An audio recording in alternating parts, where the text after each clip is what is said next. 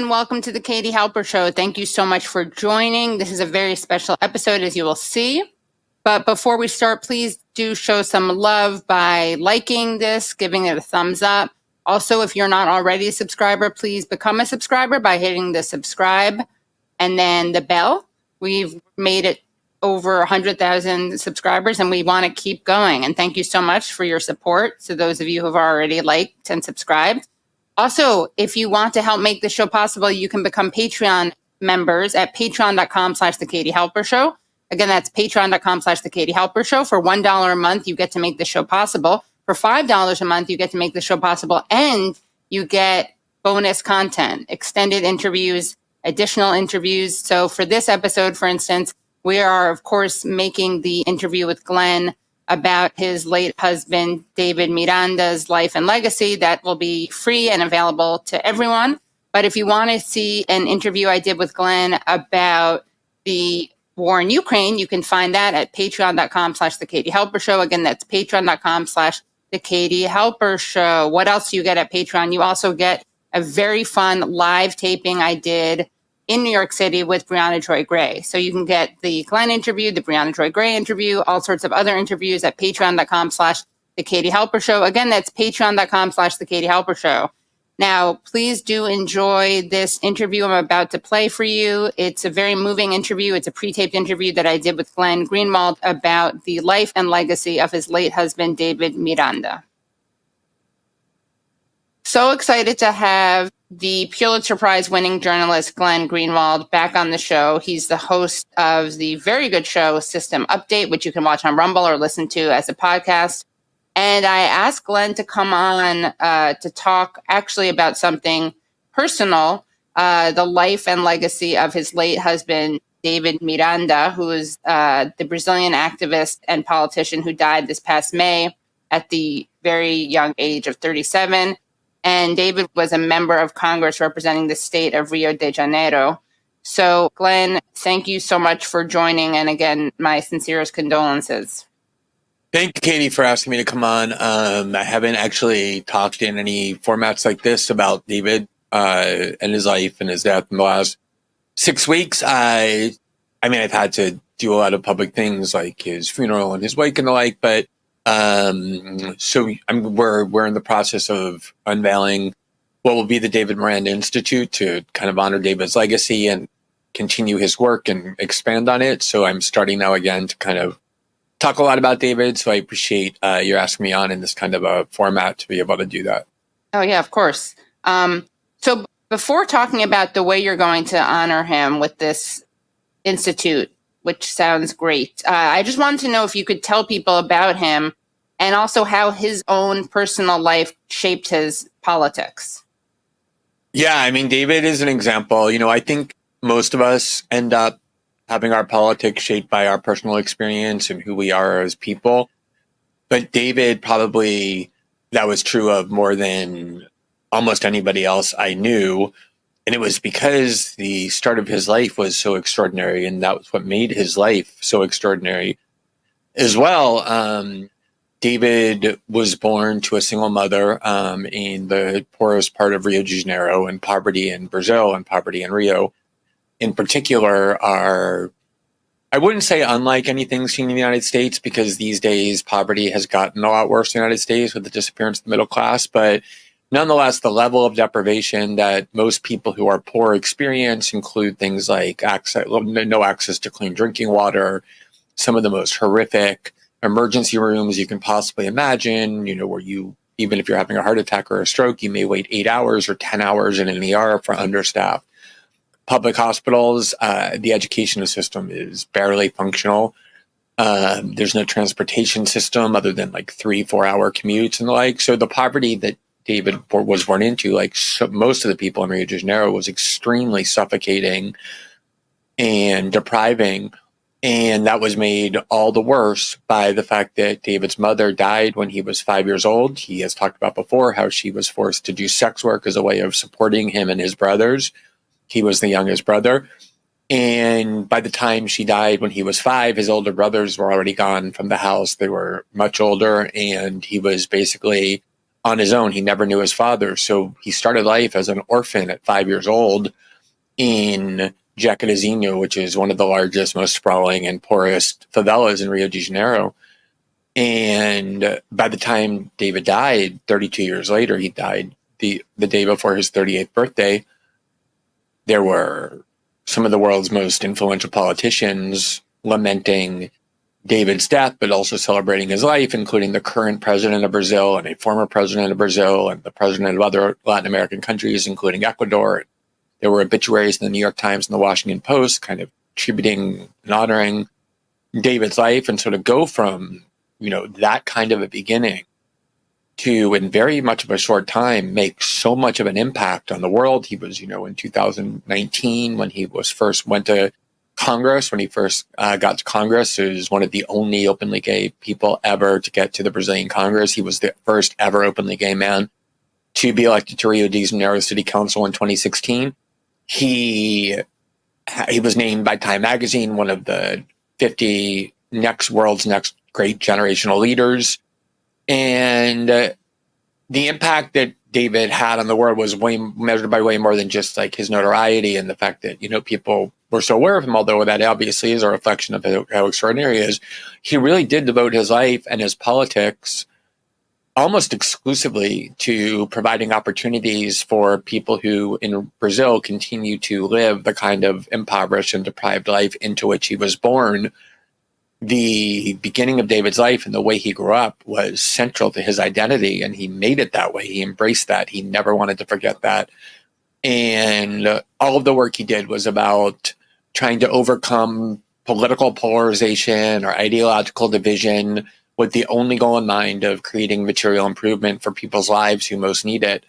And I've spent the last 6 weeks hearing from so many people I didn't know, people I do know, who are so emotional when talking about their interactions with David and the impact that he had on them and the way he tried to improve the lives of their communities, that it's just incredibly moving to hear this stream of people talk about David in such an emotional way.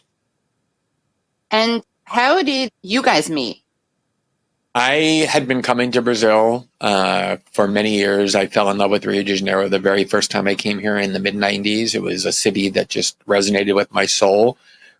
And I was living in New York. I just gotten out of an 11-year relationship.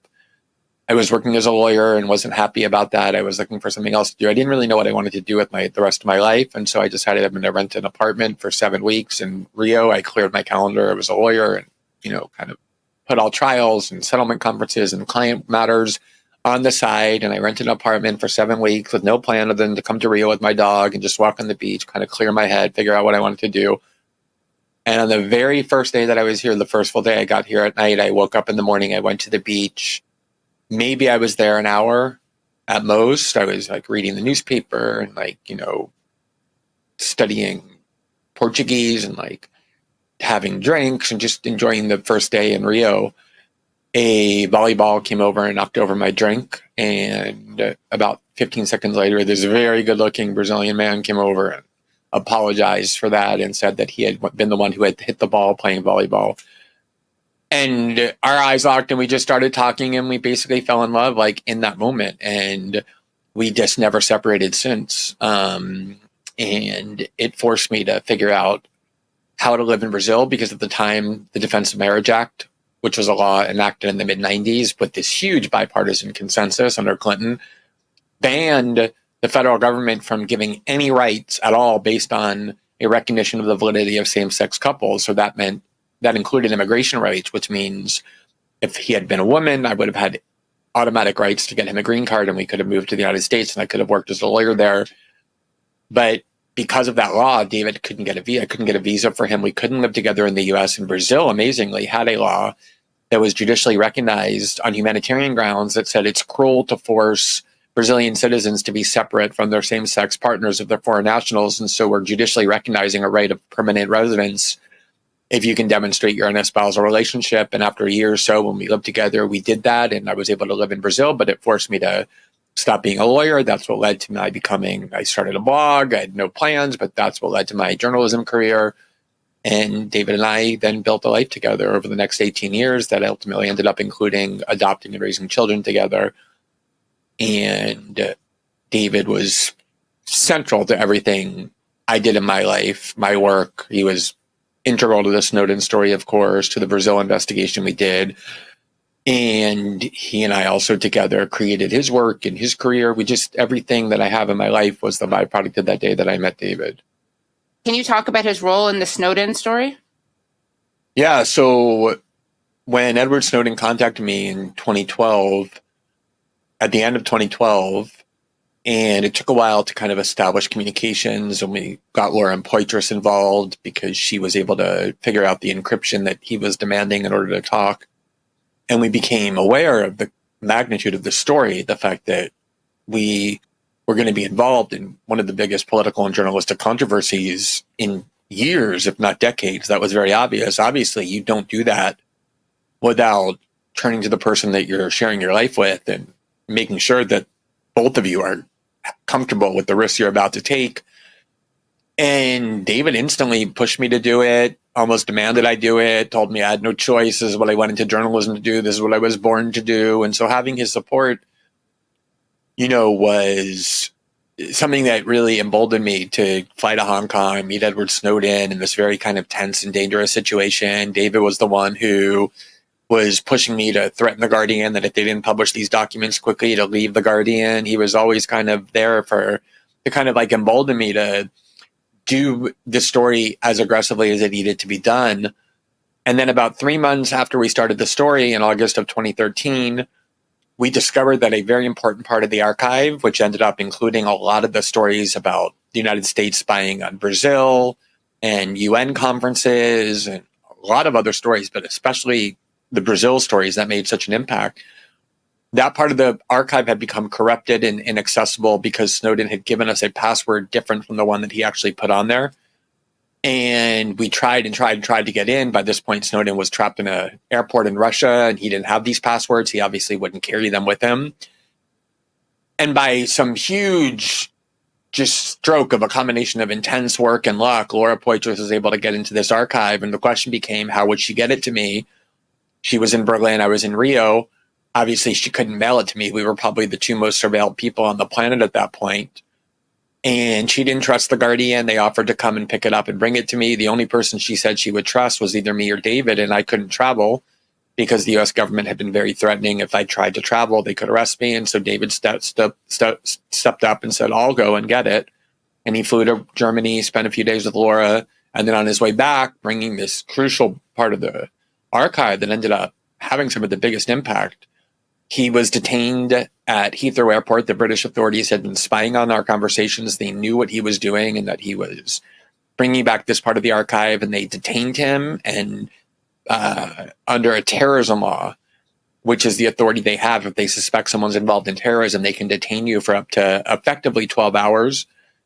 The whole time they threatened him with prison, and he knew he had been detained under terrorism law. He talked afterwards about, he's not white, he's not American, he's not British. And when you hear the British and American governments accusing you of being involved in terrorism, this is 2013, the war on terror very much alive. Like, you have a lot of fear about what that means and what they can do to you. They took every single one of his electronic devices, searched through every single one of his documents, questioned him about every part of our life. And the only reason they let him go, they were threatening the whole time that he was going to prison for terrorism charges, was because the Brazilian government got so involved under former President Dilma Rousseff, and it created a diplomatic scandal between the UK and Brazil. And David finally was let go after 12 hours and flew back. And that became a global story that dominated the headlines for a week or 2 weeks, that thrust David into the spotlight, which he never wanted, in fact, always wanted to avoid. Oh, hi. It's good to be back. For the very first time, as everybody can see, I'm a little nervous. I've been this past week since I knew I was going to come back. It's been 4 years, and just to be here, all the memories just flush into my mind all the time. It's been hard. It's a take two. I thought that I completely forgot that event in 2013, and I have moved on. I have a really rough week thinking and reviving every moment that I'm being here. I sat in a hotel I didn't want to walk a lot. I walked one day in the city. I feel a little threatening here still. It's just emotions that come. But why? Why did that happen to me? It didn't happen to other journalists. I always make that question. And it's the reason that happened is because I'm a Brazilian. I came from the favelas in Rio de Janeiro, and I'm LGBT. And why did I did what I did to help Snowden, Glenn, and that time, and Laura, what we did? We learned very young that that is just a path that you have to take. When you are so young in that kind of environment, you have to be strong for the world. And that's what we did. When I got detained here, everything has completely changed. I will tell you, it was one of the hardest times, but it was one of the most bravest times because I look up to my husband, I look up at what Edward Snowden was doing, Laura Poitras did, and that time, and many other journalists around the world. And I could not be just standing there and not fighting alongside of them. And they only detained me because I'm a Brazilian. That was the only reason they detained me. Laura was here a month before. I went to meet with her. She passed through Heathrow, and she was not detained. They only did that because the UK government, the US government, they still think the Brazilians and all the other countries that they call third world countries, I think that's just discriminating. Are countries that are worth less on the eyes of their own democracy. And they detain me. 4 years later, I'm here in front of you. I choose to come because we battled and we won. We won. We won. Journalists are not going to be more stopped in this country under that terrible law. We won. And that was the incident that kind of radicalized David and politicized David. And I remember him telling me, you may want to avoid politics, but politics doesn't necessarily want to avoid you. And that was the impulse that made him decide he was going to get political. He then led a campaign in Brazil for the Brazilian government to give asylum to Edward Snowden, which they almost did but didn't. And then that kind of is what made him a known political figure. And how did he decide to become a politician? What was that process like? Were you consulted on that? Yeah, for sure. I mean, it was always clear the minute David started doing these political things. He never wanted to be in politics. I remember, when we used to travel and I had to meet political or journalistic figures, or they came to Rio and wanted to go out to dinner, he would always say, I don't want to go. You're just going to talk about politics the whole time. It's going to be incredibly boring. He had no interest in getting near politics. He wanted to do marketing for Sony. He loved video games. That was kind of his interest. He wanted to do that kind of technology. That was really his passion. And it was this that radicalized him. And from that moment of doing that campaign, leading the campaign to get asylum for Snowden, we flew to Russia and we spent time with Snowden. And Snowden and David really loved each other. They developed this friendship. David started getting more and more involved in a variety of causes, including LGBT causes on behalf of gay kids in Brazil, whose situation David understood from firsthand experience. And it was just immediately apparent the way in which David touched people. He had this just natural charisma that made everybody pay attention to him. He didn't have to call attention to himself. And he had this amazing ability to speak from the heart. If he tried to speak with the script, it would be terrible. And he gave that up very early on, and he would just start getting up in front of crowds and speaking with passion and from the heart, and everybody was transfixed. They really were. He just had this ability to grab people. And the thing is, everybody loves David. Everybody loved David. It was impossible not to like David. When he went into the hospital and everybody knew how sick he was, his phone was filled with people offering prayers and thoughts and love all completely across the political spectrum, from every country, from every part of Brazil. And it was just obviously something he was born to do. And so he decided he would run for city council because Rio was really his passion. He was born in Rio. He was raised in Rio. And when he won in 2016, he, like I said, became the first ever openly gay person to be elected to the Rio de Janeiro City Council. In its history, he was 31 at the time. And it was obvious he had a very bright political future. And then 2 years later, he ran for Congress and ended up going to Congress by this kind of complex series of events. And it was, everybody believed David's future was unlimited.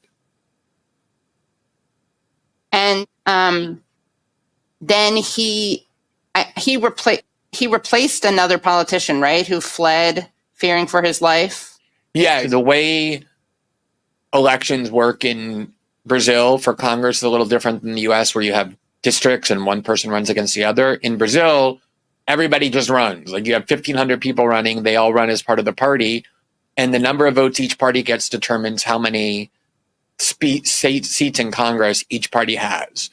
And we knew there were 4 people in David's party that he couldn't beat, but the expectation was David's party, which was this left-wing socialist party, PSOL, was going to get 5 seats, and David wanted to come in 5th. So that was the strategy for him to win. And he did come in 5th in the party. The problem is that there was that huge right-wing wave that was unexpected. That's the one that lifted Bolsonaro to the presidency in 2018. And so when he came in 5th place, he became the first alternate because his party unexpectedly only got 4 and not 5 seats. And then what happened was the person who was ahead of him, his name's Jean Willis. He had spent 2 terms as a congressman. He actually won Big Brother Brazil, which sounds trivial, but it was actually a big deal. It was public voting, and they voted for a gay man, an openly gay man, to win. It was like the 3rd season. He became a big celebrity because of that. Converted that into 2 terms in Congress. And then when he got elected to his 3rd term and the Bolsonaros ended up in power, not just Bolsonaro, but, his sons, one got elected to the Senate, the other had the highest vote total in history to get into the Congress.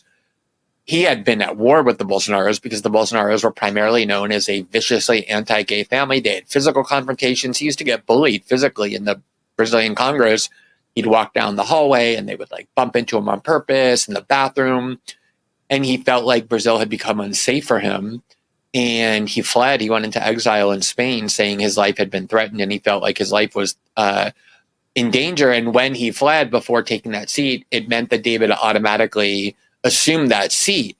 And it was amazing because Jean was basically the most prominent gay politician in Brazil. And when they drove him out by an amazing, improbable happenstance, which is David happened to have the next highest vote total, David went into that spot as this openly gay man, as this Black man who had, been raised in extreme poverty.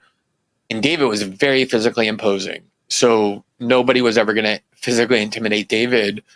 And he kind of stepped forward at that moment with this incredible bombast and this strength, but also admitting he was a little bit scared. And he just became this figure of national importance. He gave this interview on Globo that everybody watched. It was very classic David. He spoke very emotionally and from the heart. He was very honest about the fears he had because a year earlier or less, one of our best friends, David's actual best friend, whose name was Marielle Franco, who also was a Black LGBT favela-raised politician. She and David got elected to the city council together. They sat side by side in the city council with the same party. She had been brutally assassinated, I think 8 months earlier. It was, 9 months earlier. And Marielle's widow was also our best friend, and to this very day still is. She now occupies Marielle's seat in the city council, and they're about to give David the highest honor this week, and I'm going to get from Monica. But that really affected David psychologically because it created this climate of fear. We still don't know why anyone killed Marielle, and it created this climate of fear. And that was very much the climate in which David had stepped forward together with the empowerment of the Bolsonaros. And David talked openly about that, but he did it with such kind of strength and courage, and, that it really captured a lot of people's hearts and attention. Did he consider not taking the seat? Did he consider kind of retiring from political life given this climate of fear? No, I mean, remember when I was concerned about the implications of the Snowden reporting and what this might mean, and we did get reporting later on from Mike Isikoff and others that the Obama administration was looking for ways to criminalize the journalist and prosecute us. It was David saying, you can't even consider not doing this. You have to do this. This is what you are born to do. And so when it came time for David to go to Brasilia as a member of Congress, in that interview, he gave that same answer when they asked him if he was afraid. He's like, yeah, of course I'm afraid. But if with all the things I now have, with all the position I have now, with the privilege I now have, if I don't do this and fight for the people who elected me to these positions, who is going to? And so that was very much like the attitude that we fed each other. And another important part of your lives together, obviously, is your being parents to two young boys who you adopted. And I actually have a clip here. It's a very sweet video of you guys signing adoption papers. So let's see. Let's just play this.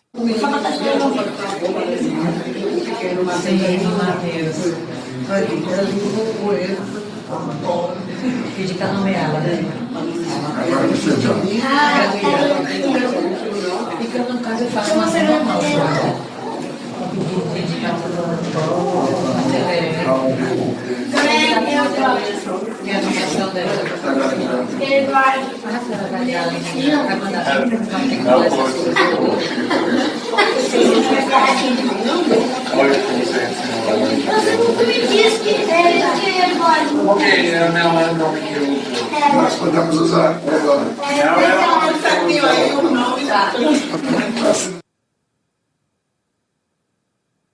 So that's a really sweet video.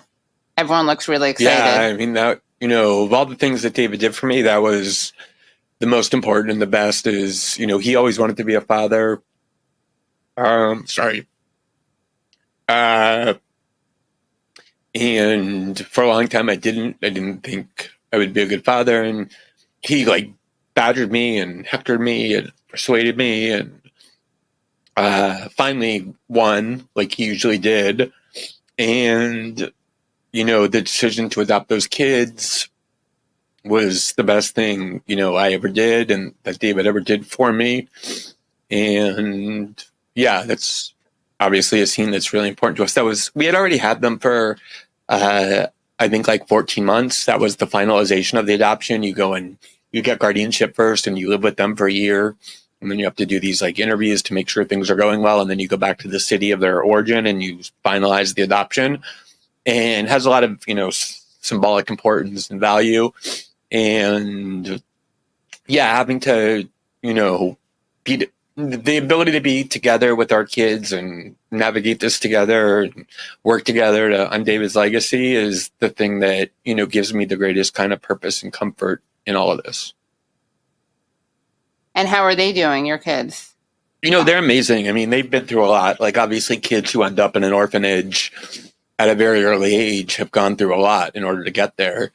And, they're very tough kids. But at the same time, that's kind of the tragedy of this in a way is, they had a lot of instability in their lives. And one of the things we worked on most was giving them a sense of security and stability.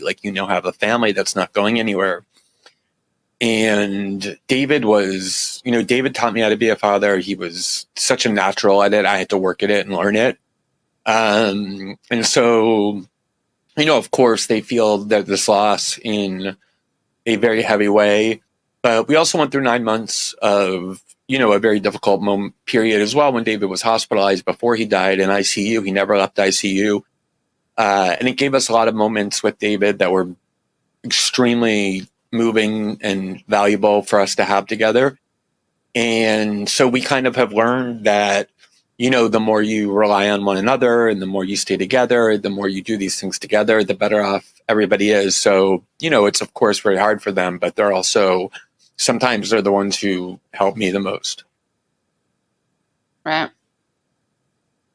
Let me know if you need to get a tissue or anything.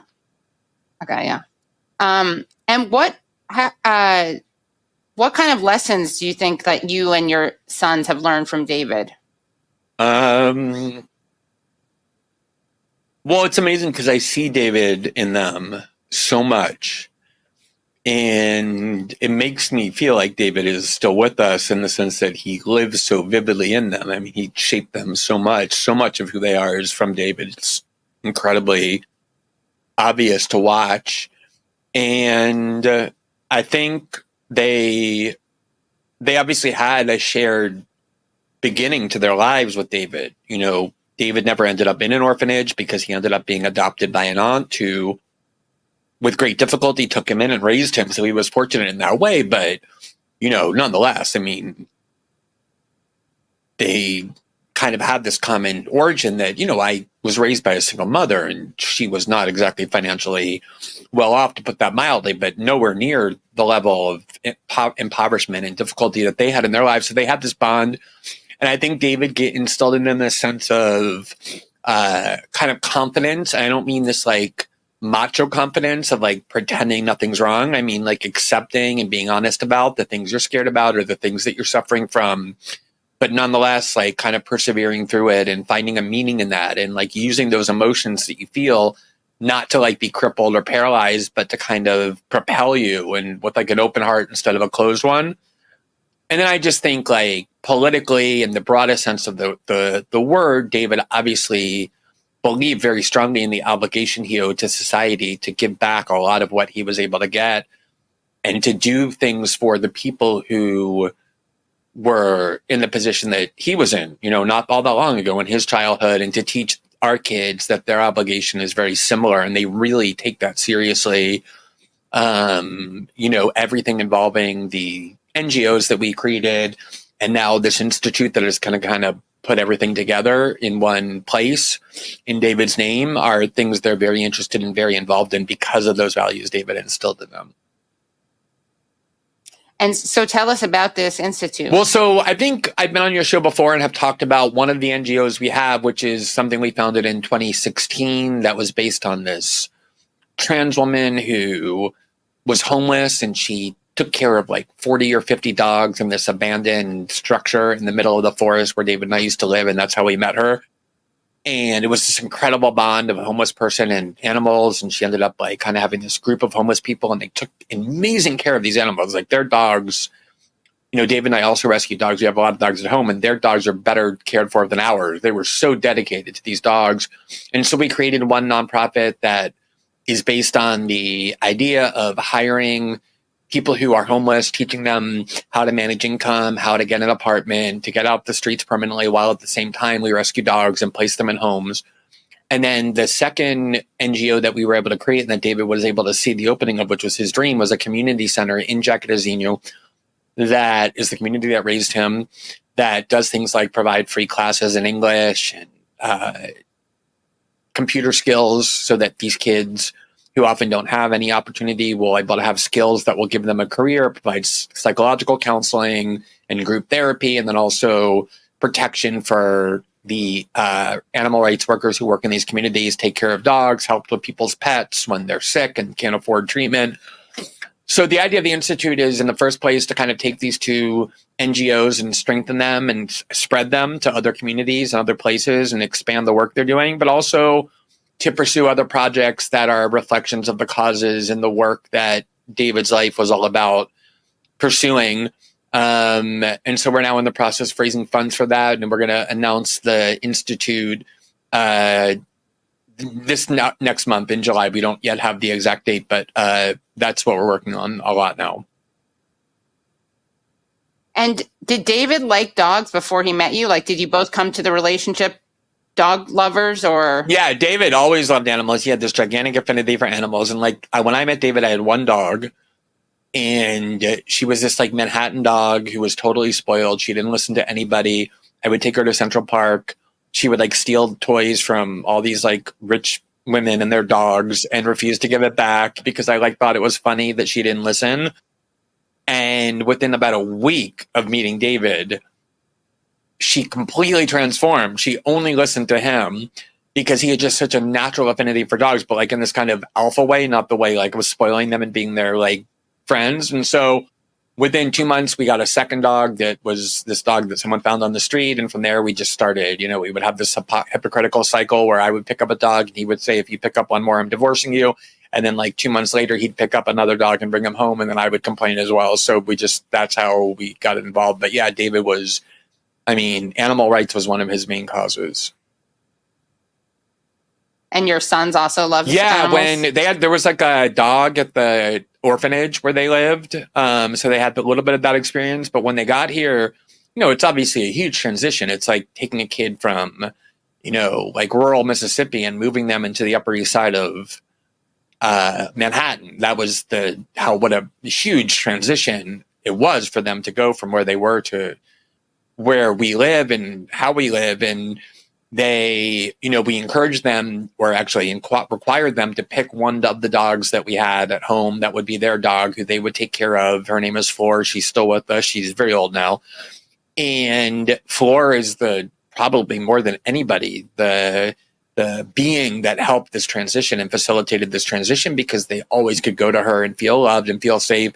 And in that, they really learned to love dogs. They have no choice. The house is full of dogs, but they definitely have become huge dog people.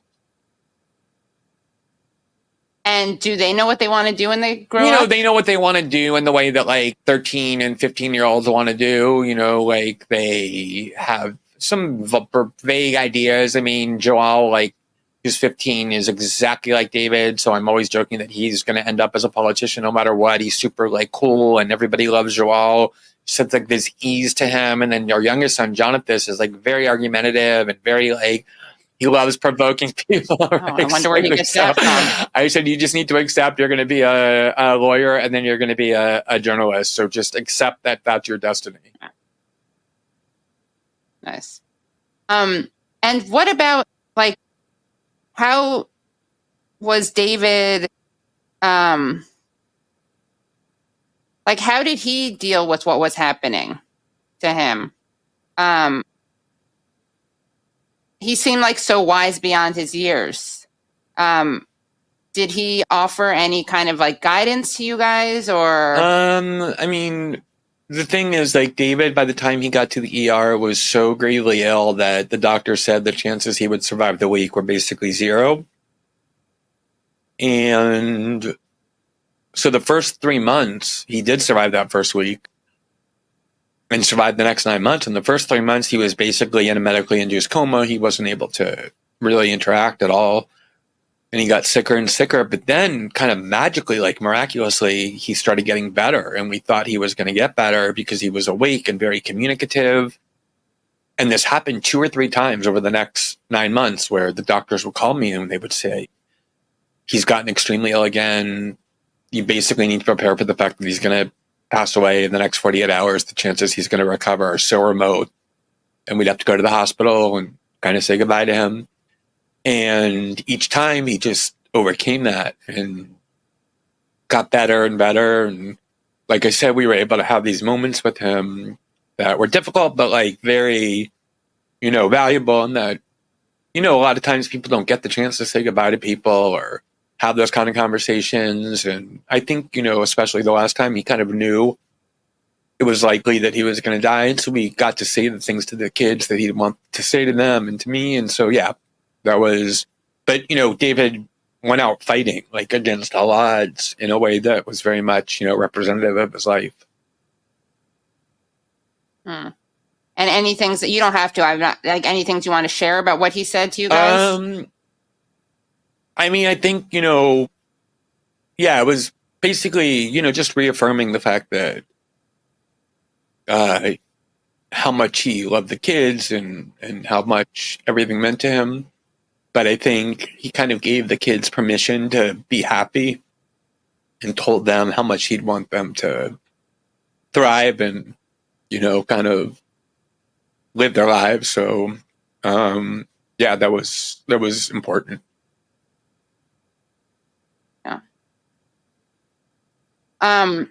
Any anecdotes you want to share about David? Like anything that any stories you haven't told that you want to tell?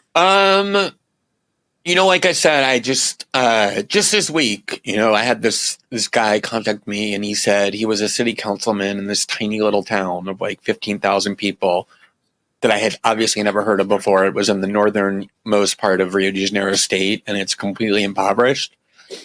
And I didn't know this, but David had twice visited this town because he worked to get funding in the Congress because they don't even have a ICU unit. So people who were getting very sick were forced to travel an hour and a half, or 2 hours to the nearest hospital, against bumpy roads and stuff. And for whatever reason, David just became very enamored of the people in this town. And he went there twice and worked really hard to get them funding. And so there's a makeshift ICU unit. And there's also additional public transportation there that helps their lives immensely.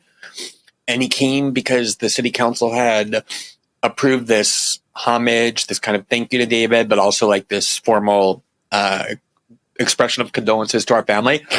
And it just amazed me, the way this guy talked about David. He said, we've had a couple politicians come before. They're very cold. They're obviously there for votes. David never once mentioned the election or votes or anything.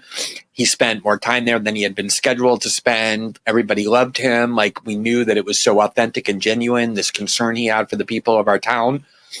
And this is something I can't tell you how many times I've heard in the last 6 weeks, people who I didn't even know David interacted with or knew, talking about how much he affected them. And then this one story I think really captures David that I've told before, that there's this guy who was a firefighter and a leader of his local union, and his name is Cabo Daciolo. And in 2011, he led a firefighter strike because the firefighters' pay was barely at subsistence level. They couldn't even afford food for their family. I mean, just the pay that these firefighters were getting was insanely low. And he was this very good-looking guy, very charismatic. And he became a political star, and they won the strike. They got higher pay, and he became this left-wing working-class hero. It's hard for the left wing these days to get real working-class people who are leaders. And he became that. It turned out Cabo was very religious. He talked about, the Bible a lot as part of the worker strike and the need to take care of people. That's why they won and what his appeal was. But that religious aspect of him made him kind of anathema to the left because he was against gay marriage and wanted to amend the Constitution to say that all rights come from God and not the people. And he ended up getting expelled from that party. Anyway, by all kinds of happenstance, him and David ended up in the same party because David left PSOL in 2021 because he wanted to support a different candidate, not Lula, Ciro Gomez, who's kind of the center-left candidate. And he and David and Cabo formed this beautiful friendship, even though David's probably the most prominent gay politician in Brazil, and Cabo is known as this kind of anti-gay figure. And the left was very angry with David. He would post pictures of them, kind of at events laughing or at the airport together. And for all the claims about this guy being so hateful, when David was hospitalized, he was the one who called me the most. Cabo did. And, would say, we want to come be with your children. I want to go to the hospital and pray with David and pray for David. And he insisted there be no cameras. He didn't want publicity. He just wanted to kind of reach out with love for David and my kids and our family.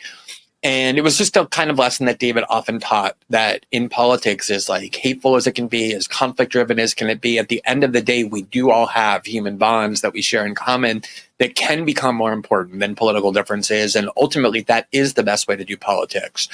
David got a law passed in Rio that allowed trans people to use their chosen name rather than their birth name, which is obviously important to the trans population. And he did that by sitting down with Bolsonaristas, including Bolsonaro's son, who was on the city council, and explaining why this is so important to trans people to be able to have their names recognized, and got that law passed. They agreed not to oppose it. They didn't vote for it, but they agreed not to oppose it. And that was the kind of thing David was most proud of, was the ability to kind of reach people's best human expression and work on that common ground to get things done, rather than just having the same endless scripted fights over and over as theater. And I don't know, I find that to be one of the most inspiring things that David was able to accomplish. Has that guy converted yet? The firefighter? Is he on board? I don't think he's on board with same-sex marriage, but the way in which he talks publicly about our family and gay families in general is in this deeply loving way. Just, no, he has not changed his religious convictions. He's not changed his view that the law should reflect biblical values. So who knows, he may never change, but he definitely is a person totally bereft of hate. And that's a person I can always work with.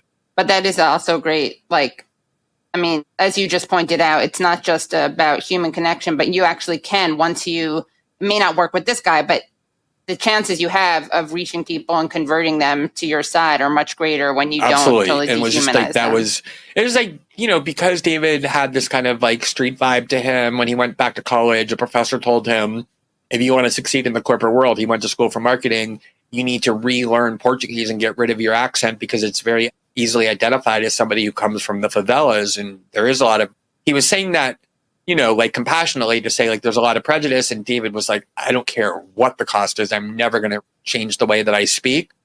So it was just David was as comfortable talking to presidents and like the richest people in the world as he was like talking to the doormen and the maintenance workers who worked in the Congress. And it was just so natural to him. It wasn't anything forced.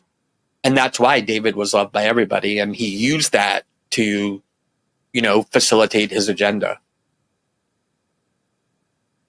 And any other political efforts he worked on that you want to highlight? One example is in Rio de Janeiro, there's a gigantic problem with mental health problems and police. And one of the reasons there's such a high incidence of the police killing innocent people when they go into favelas is because of these mental health problems. And also police kill themselves at a very high rate in Rio. And having unstable or mentally unwell police officers is very dangerous. And so one of the last projects that David got passed through Congress was a program with a lot of money to offer mental health counseling for police officers and other city workers, and was able to unite right and left by telling the right, this is a, program that will help the health of police officers, and telling the left, this is something that will make the police better. And it was a very kind of unconventional way of approaching questions of public safety. It wasn't either pro or anti-police. It was, or pro or anti-criminal. It was removing that and sort of saying, well, at the end of the day, we have police. They're not going away yet. And they're humans. And we'd rather have them healthy than unhealthy because that makes it safer for people. And that was just the way David approached things. He found those ways to unite people. Well, thank you, Glenn, so much for sharing these stories about David and yourself and your family and your dogs. Thank you, Katie. It wasn't always easy, but it was a great opportunity to kind of describe why David was so extraordinary and why his legacy is something that we really care about preserving. So I really appreciate it.